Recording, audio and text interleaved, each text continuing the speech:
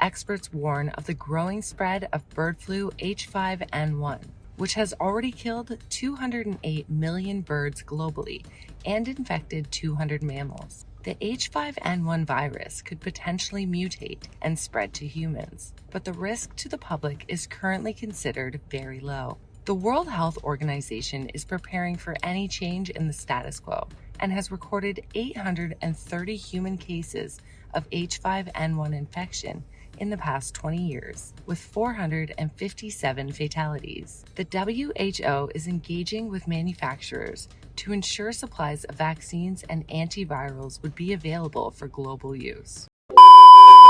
Hey everybody, welcome to Studio 64. My name's David and I've been searching the interzones for more science, space and tech news to share with you.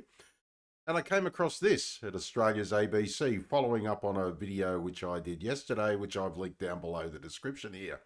All I can say is, well. Dear oh dearie me. Australia. First human case of bird flu detected in child travelling back from India. Interesting. Yep, in short, bird flu or avian influenza has been detected in a Victorian child after they returned from overseas. There is a current global outbreak of the infectious viral disease in birds and animals. The Department of Health says there is no evidence of transmission in the state of Victoria here in Australia. Now, interesting. I've been watching the interzones and the conspiracy theories are going crazy that the next pandemic will be in 2025 and it comes out of the World Economic Forum or the world, basically Davos, right? But no, that's never going to happen. You're a nut job. Oh, okay, right, yeah. Why then all these stories about it all of a sudden? What's fascinating, isn't it? Not saying it's true.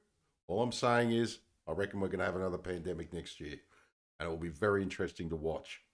Australia's recorded its first ever human case of bird flu after H5N1 avian influenza was detected in a child travelling home to Victoria.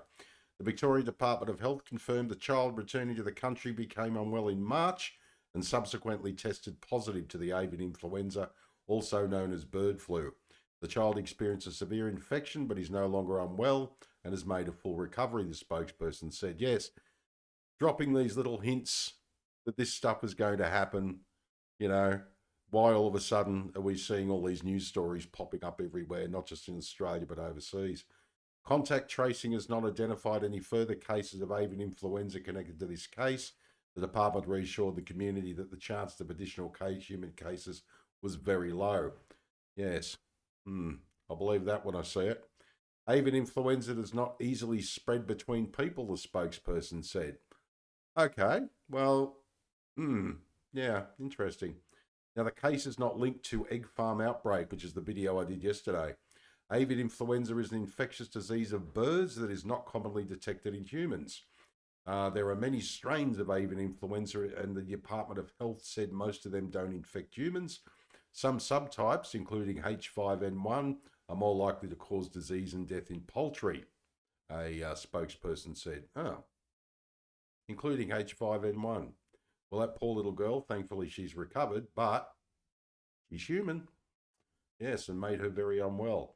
There is a current outbreak of this strain in other parts of the world, including in dairy cows in the United States of America.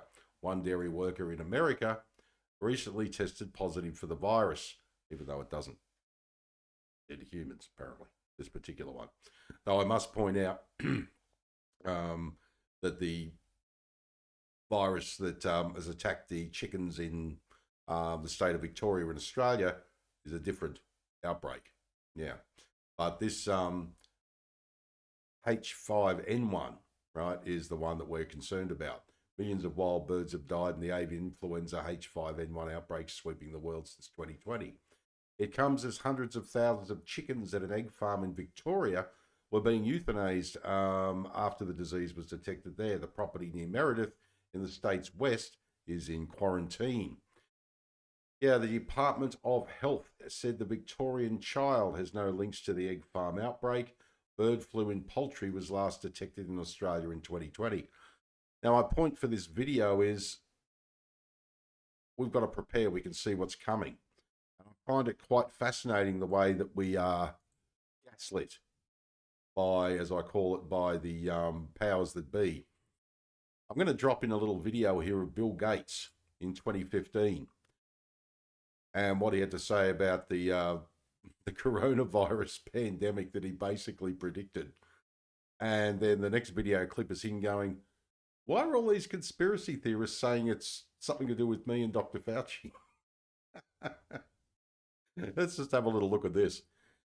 Whether it's true or not, the point is you can see where the conspiracy theories come from. I mean, for goodness sake, anybody with half a brain cell can have a look at this stuff and go, okay, I mightn't agree with the conspiracy theorists, but at least I can see the point. Very interesting, isn't it? Let's have a look at it.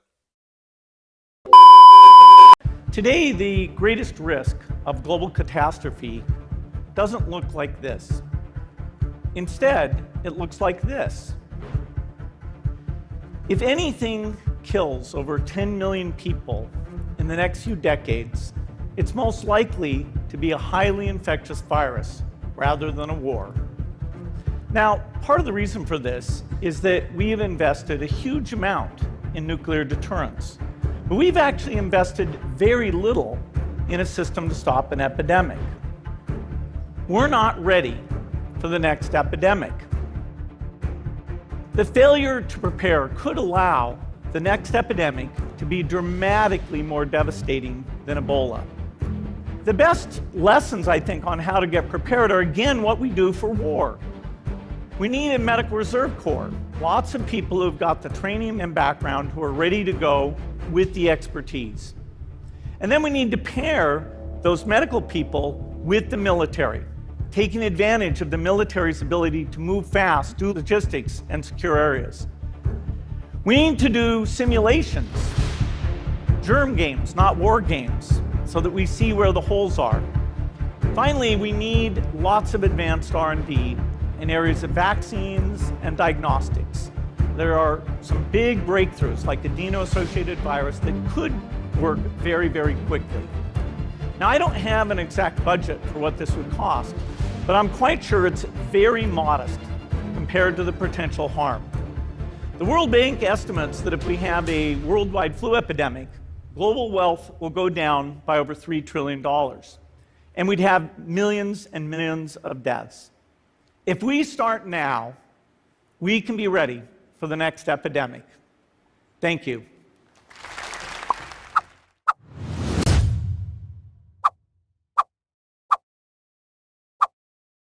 So this is a serious problem. We should be concerned. Well, definitely the presence of social media plus a pandemic is a combination that's never been tried before.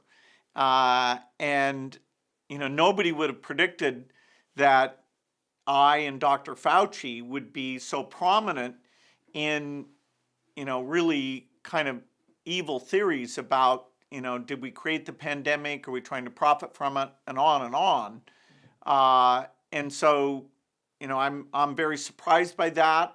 I hope it goes away. I hope it doesn't hold back, mask wearing or seeking out vaccines. We need to be prepared for the next pandemic.